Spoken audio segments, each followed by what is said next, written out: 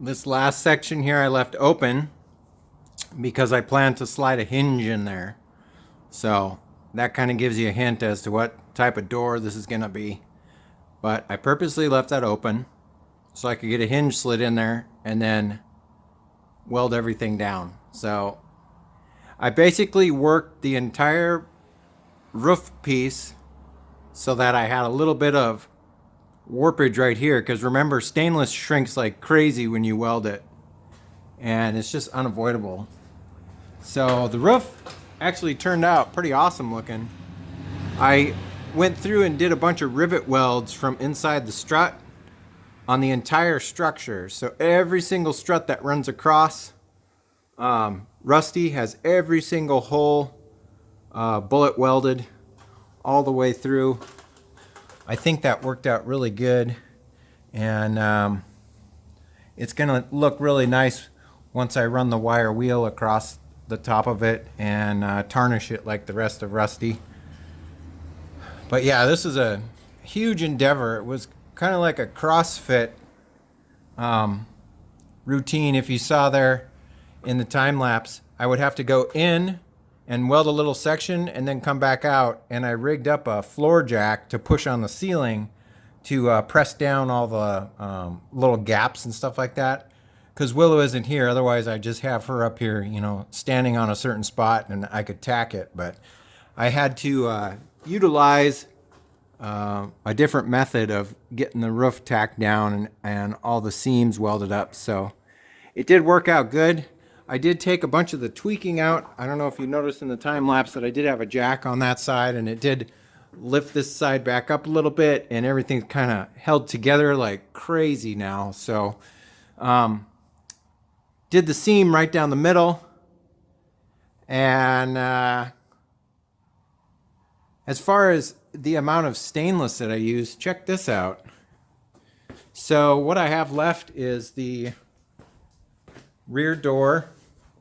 I've already got all these pieces cut out and all the doors that are already cut out. So I've got all those doors that are already cut out. Now, not counting those, I'll show you that in reality, we only use about 600 pounds of stainless. So I got 2 full sheets sitting here and enough scraps to make up 2 more full sheets. So that's 400 pounds gone. And I estimated I was going to use about 1,000. Well, I only ended up using about 600 when it's all said and done. So, and that includes like all the doors that are already cut. So I'm really excited about that. Some behind the scenes stuff that I've been doing, wanted to share with you guys here. I got these steering brakes working, and man, they are nice. Got a nice firm positive hydraulic pressure. I ran dash 4 stainless braided brake lines all the way back. So we've got those going all the way down the transmission tunnel, coming all the way back here, and then they end up at these slave cylinders. If you guys remember, these are off of a Case backhoe or tractor or something, but they just so happened to be the correct fit in here, and I just had to machine these little pieces out. But these things work great. Let me see. I don't know if I can get my phone to do this. No, I don't think I can. Anyhow, yeah, so I got those done. What else was I working on? Oh, I got the I got a new fuel sender. And so I got that installed in the fuel tank, and that'll work with the gauge that I got.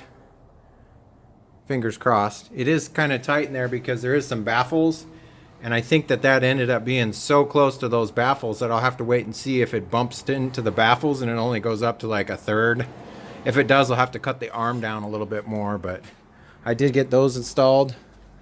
And I think that's pretty much it as far as stuff that I've been doing behind the scenes. Oh, no, hold on. I take that back. So one of the things that's been weighing down heavily on my shoulder is, do I have it up there? Where did I put that? Oh, it's the automatic transmission wiring harness. So remember when I got the frame cut, I didn't have the TCU, and I had to go find the TCU from this guy's brother. But yesterday, I just toughed it out and sat at the workbench and made up a complete wiring harness for the entire motor and the transmission. So all in one piece. It turned out really nice. And then I labeled every single pin out that I could think of. So like here's the power going into the TCU, and then this is that goes to the connector goes to the transmission. And then I have a bunch of other pin outs that I could hook up to other things if I need to. So that worked out really good. But I think other than that, guys, that's probably going to be it for this episode. I am soaked. This was a sweaty, not so fun job. It was just about as fun as smashing your thumb with a big hammer. So I do not like overhead welding at all. There's just something about it I don't like. But the roof's on, and so pretty much the sheeting is done. This will probably be the last sheeting episode, because now it's just on to the doors or wiring or putting in all the accessories. And then of course we've got to rebuild the whole track system. So I'm hoping you guys are enjoying this build. I put a lot of effort into trying to film a lot of it, but sometimes the footage doesn't come out right, and I don't think it's necessary, or it becomes too tedious to just show the same thing over and over again. So I cut a lot of that out. But I'm hoping that you're following along and you're enjoying it. And if you like, give me a thumbs up. If you're not subscribed yet, I'd love to have you as a subscriber. We're going to keep moving forward. I'm not quite sure what I'm going to work on next. It might be the doors, it might be the wiring, it might be putting in accessories. And I don't know how much of some of the boring stuff I'm going to show on camera. But as always, guys, stay safe, take care, and I'll catch you next time. See you later. Bye-bye.